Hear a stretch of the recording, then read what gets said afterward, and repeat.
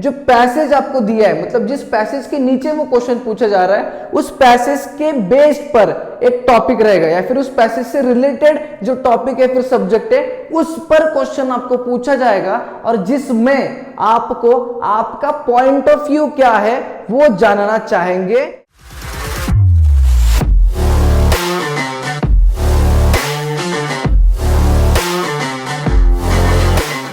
Hello नमस्कार दोस्तों, मैं सर आपका एडिगाता में स्वागत करता हूं। आज की वीडियो में कुछ इंपॉर्टेंट डिस्कस करने वाले हैं। आपके हिंदी के पेपर में दो टाइप ऑफ क्वेश्चंस आपको पूछे जाते हैं, सरल अर्थ और अभिव्यक्ति।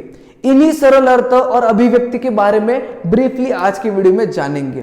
कौन से क्वेश्चन में ये पूछे जाते हैं, कितने मार्क्स के लिए पूछे जाते हैं, किस प्रकार का क्वेश्चन पूछा जाता है और किस प्रकार से हमें लिखना है, ये सारे चीजें आज की वीडियो में डिस्कस करेंगे। जिनको जानने के लिए आपको ये वीडियो लास्ट तक जरूर देखना पड़ेगा। तो चलिए शुरू करते हैं, शुरुआत करते हैं सरल अर्थ से। जानते हैं सारा सब कुछ सरल अर्थ के बारे में। पहला पॉइंट कहता है प्रश्न क्रमांक 2A और प्रश्न क्रमांक 2A जो पद्यांश है, वो जो पद्यांश के बेस पे जितने भी क्वेश्चंस दिए होते हैं उन क्वेश्चंस में से एक क्वेश्चन होता है आपका सरल अर्थ का। समझ में आया? फिर से रिपीट करता हूं, प्रश्न क्रमांक 2A और 2A दोनों क्वेश्चन में जो पद्यांश के बेस पे क्वेश्चंस दिए होते हैं उन क्वेश्चंस में से एक क्वेश्चन आपका सरल अर्थ का रहने वाला है। इतना क्लियर है? नेक्स्ट पॉइंट कहता है सरल अर्थ का मीनिंग है you have to express the meaning in simple words. जो भी चीज आपको क्वेश्चन में पूछा गया है उसका meaning you have to express, you have to write in simple words. घुमा फिरा के नहीं, सिंपल वर्ड्स में उसका मीनिंग आपको लिखना है। यही अर्थ होता है सरल अर्थ का। समझ में आया आपको? नेक्स्ट पॉइंट क्या कहता है, सरल अर्थ के लिए आपको दो क्वेश्चंस पूछे जाएंगे। कैसे दो? प्रश्न क्रमांक 2A में एक, 2A में एक, इस तरह से दो क्वेश्चंस आपको पूछे जाएंगे और एक क्वेश्चन 2 मार्क का रहेगा, जिस तरह से आपके टोटल 4 मार्क्स बनने वाले हैं। एक मतलब दो क्वेश्चंस आपको लिखने हैं 4 मार्क्स के लिए और हर एक सरल अर्थ को जो है आपको 25 to 30 वर्ड्स में लिखना है। कितने वर्ड्स में? हर एक सरल अर्थ को आपको 25 to 30, 25 से 30 शब्दों में आपको लिखना जरूरी है। इतना क्लियर है आपको? नेक्स्ट पॉइंट क्या कहता है देखते हैं। पोयम के कुछ लाइन की मीनिंग अपने वर्ड्स से फ्रेम करना होता है, जिसके लिए पोयम की समरी जानना बहुत जरूरी है। तो बेसिकली पोयम के कुछ लाइंस दिए जाएंगे आपके क्वेश्चन में, उन लाइंस के मीनिंग्स को आपको फ्रेम करना है अपने ओन वर्ड्स में। और ये चीज करने के लिए एक चीज है, मतलब ये मीनिंग को फ्रेम करने के लिए एक चीज है जो आपको बहुत ज्यादा मदद करेगी, that is summary of the poem. अगर आप पोयम के समरी को जानते हो तो उस पर्टिकुलर लाइन के मीनिंग को आप अपने वर्ड्स में भी फ्रेम कर सकते हो। जिसका अर्थ क्या होता है कि आपके टेक्स्ट बुक में जितने भी पोयम, जितने भी कविता आपको दिए गए हैं, सबके समरी को पढ़ना जरूरी है। सबके समरी को पढ़ के जाना बहुत जरूरी है, जिसके मदद से आप सरल अर्थ वाले जो क्वेश्चंस है उनको इजीली टैकल कर पाओगे, उनको सही से लिख पाओगे और ये 4 अंक, ये 4 मार्क्स अब आपके कंफर्म कर पाओगे। समझ में आया? नेक्स्ट पॉइंट क्या कहता है जानते हैं। आपका मीनिंग कितना रिलेटेबल है और लैंग्वेज कितना सही है, उसके बेसिस पे आपको जो है वो मार्क्स मिलेंगे। आपका मीनिंग रिलेटेबल होना चाहिए। जो लाइंस आपको दी है उससे ऐसा नहीं है कि जो लाइन दी है उससे कुछ भी हट के आप अलग मीनिंग लिख रहे हो, नहीं। आपका मीनिंग रिलेटेबल होना चाहिए और जो लैंग्वेज आप यूज कर रहे हो वो सही होना चाहिए, जिसमें स्पेलिंग मिस्टेक्स वगैरह वो कम होनी चाहिए और इसके बेसिस पे ही जो है आपको 2 मार्क एक सरल अर्थ में दिया जाएगा। तो ये सारे पॉइंट्स आपको ध्यान में रखने हैं सरल अर्थ को लिखते समय। अब मैं आपको दिखाता हूं एग्जाम्पल में सरल अर्थ के क्वेश्चन को किस तरह से पूछा जाता है और आपको किस तरह से लिखना है। बेसिकली मेरे लेफ्ट हैंड साइड पे आप एग्जाम्पल देख रहे होंगे जिसमें आपको क्वेश्चन दिया है उपयुक्त पद्यांश की जो लाइन दी है उन्होंने, जिस डाली ने डैश डैश डैश डैश रिश्ते जोड़े, ये इतना लाइन यहाँ पे खत्म होता है। पंक्तियों का सरल अर्थ 25 से 30 शब्द में लिखिए। यानी कि इसके ऊपर जो पद्यांश दिया था, ये क्वेश्चन के ऊपर जो पद्यांश दिया था, जो पोयम दिया था, उस पोयम में से कोई पर्टिकुलर लाइंस को उन्होंने सिलेक्ट किया है, जो कि यहाँ से स्टार्ट होता है जिस डाली ने, और जो कि यहाँ पे एंड होता है रिश्ते जोड़े।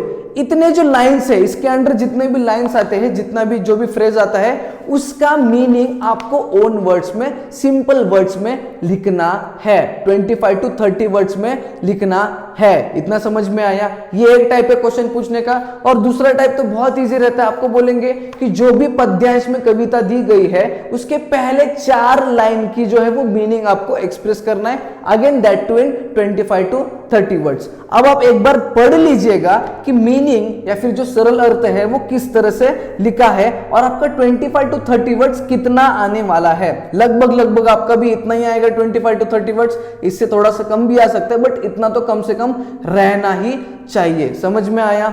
ओके। अब ये मीनिंग कितना रिलेटेबल है और आपका लैंग्वेज कितना सही आपने लिखा है, उसके बेसिस पे 2 मार्क्स आपको मिलेंगे। तो सरल अर्थ समझ में आया। अब हम लोग बढ़ते हैं अभिव्यक्ति के तरफ और जानते हैं अभिव्यक्ति के बारे में। ओके, तो अभी हम लोग अभिव्यक्ति को डिटेल में जानते हैं। सबसे पहले देखेंगे कौन से क्वेश्चंस में पूछा जाता है। तो प्रश्न क्रमांक 1 अ, प्रश्न क्रमांक 1 आ, प्रश्न क्रमांक 1 ई, प्रश्न क्रमांक 3 अ, प्रश्न क्रमांक 3 आ। इन 5 क्वेश्चंस में आपको अभिव्यक्ति पूछे जाने वाले हैं। मतलब आपके हिंदी के पेपर में आपको 5 अभिव्यक्ति के क्वेश्चंस आने वाले हैं और आपको 5 अभिव्यक्ति के क्वेश्चंस सॉल्व करने हैं। सेकेंड पॉइंट यही कहता है कि हर एक अभिव्यक्ति का क्वेश्चन आपको 2 मार्क्स के लिए पूछा जाएगा। कितने मार्क्स के लिए पूछा जाएगा? 2 मार्क्स के लिए पूछा जाएगा। मतलब 5 अभिव्यक्ति के क्वेश्चन जब आप सॉल्व करोगे तो आपको 10 मार्क्स का अभिव्यक्ति के क्वेश्चन जो है वो लिख कर आना है। समझ में आया आपको? अब नेक्स्ट पॉइंट क्या कहता है? अभिव्यक्ति में पैसेज से रिलेटेड टॉपिक या फिर सब्जेक्ट पर क्वेश्चन पूछेंगे जिसमें आपका पॉइंट ऑफ व्यू जानना चाहेंगे, वो भी 25 to 30 वर्ड्स। इस पॉइंट से पहले मैं एक बात बता दूं आपको, ये जो अभिव्यक्ति है this is same that as स्वमत कृति इन मराठी। जो मराठी में स्वमत कृति था उसी से बहुत ज्यादा सिमिलर आपका अभिव्यक्ति रहने वाला है हिंदी में। समझ में आया? सेम टू सेम, भाई कजिन भाई है, वो मराठी के पेपर में पूछा जाता है, अभिव्यक्ति हिंदी के पेपर में पूछा जाता है। समझ में आया? अब अभिव्यक्ति में जो पैसेज आपको दिया है, मतलब जिस पैसेज के नीचे वो क्वेश्चन पूछा जा रहा है, उस पैसेज के बेस्ड पर एक टॉपिक रहेगा या फिर उस पैसेज से रिलेटेड जो टॉपिक है फिर सब्जेक्ट है उस पर क्वेश्चन आपको पूछा जाएगा और जिसमें आपको आपका पॉइंट ऑफ व्यू क्या है वो जानना चाहेंगे इन 25 to 30 वर्ड्स। समझ में आया अभिव्यक्ति होता क्या है एग्जैक्टली? ओके, नेक्स्ट पॉइंट क्या कहता है? टॉपिक का रेफरेंस, आपका लैंग्वेज, आपके थॉट्स और आप कितना रिलेटेबल है, मतलब ये अभिव्यक्ति कितना रिलेटेबल है, ये सारे थिंग्स के बेस्ड पर जो है वो आपको मार्क्स मिलने वाले हैं। मतलब ये जो 2 मार्क्स का अभिव्यक्ति है ये कैसे मिलेगा 2 मार्क्स? मतलब ये 10 मार्क्स हमें कितने आसानी से मिल सकते हैं, ये कैसे पता चलेगा? तो बेसिकली जो आप अभिव्यक्ति लिखोगे 25 to 30 वर्ड्स में, उसमें क्या क्या देखा जाएगा? टॉपिक का रेफरेंस, किस टॉपिक से आप लिख रहे हो, किस टॉपिक के बारे में लिख रहे हो, उसका रेफरेंस सही है या नहीं, उसके बेस्ड पर देखा जाएगा। आपका लैंग्वेज, जिस लैंग्वेज में आप लिख रहे हो गलतियां हो रही है क्या, स्पेलिंग मिस्टेक्स, काना मात्रा में, ये देखा जाएगा। आपके थॉट्स जो आप मेंशन कर रहे हो आपके पॉइंट ऑफ व्यू में, और आपका अभिव्यक्ति जो आपने लिखा है वो टॉपिक से कितना रिलेटेबल है, ये सारे चीजों पे आपके 2 मार्क्स डिपेंडेंट रहने वाले हैं। इसलिए बहुत ही सोच समझकर आपको लिखना पड़ेगा।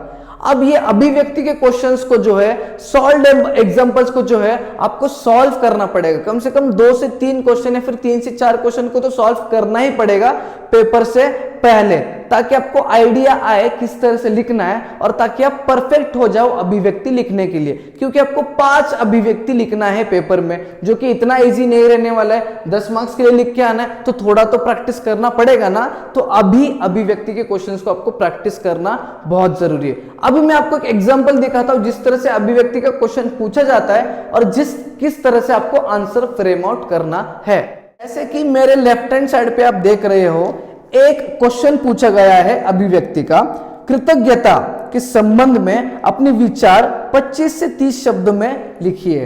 अब कृतज्ञता इज अ टर्म, कृतज्ञता इज अ टर्मिनोलॉजी जो कि एक पैसेज में से उठाया गया है, जो कि पैसेज आपको इन क्वेश्चंस में दिया जाएगा। वो टेक्सचुअल भी हो सकता है, नॉन टेक्सचुअल भी हो सकता है। अब उन पैसेज में से कृतज्ञता एक जो टर्म है वो रिलेटेबल रहने वाला है, ये एक एग्जांपल है। अब कृतज्ञता के बारे में आपको क्या कहना है या फिर आपको क्या पता है, आपको अपने विचार को अपने पॉइंट ऑफ व्यू में स्पष्ट करना है, यानी कि लिखना है, that too in 25 to 30 words, जो कि आपका इतना जो आपको एग्जांपल में दिख रहा है उतना रहना चाहिए। इससे कम भी लिख सकते हो, बट कम से कम इतना लिखना बहुत ज्यादा जरूरी है।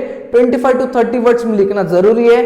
आपको जो मैंने पॉइंट्स बताए थे, रेफरेंस, आपका लैंग्वेज, आपका थॉट और जो आप लिख रहे हैं वो टॉपिक से कितना रिलेटेबल है, इन चीजों पे ध्यान रखना, क्योंकि इसी की बेस पे आपके मार्क्स दिए जाने वाले है। समझ में आया? So this was all about अभिव्यक्ति and this was all about सरल अर्थ। अगर आपको ये वीडियो इन्फॉर्मेटिव और हेल्पफुल लगा होगा तो एक लाइक जरूर करना, ज्यादा से ज्यादा बच्चों में शेयर करना, नहीं तो चैनल को सब्सक्राइब करके जाना। हम मिलेंगे न्यू वीडियो में।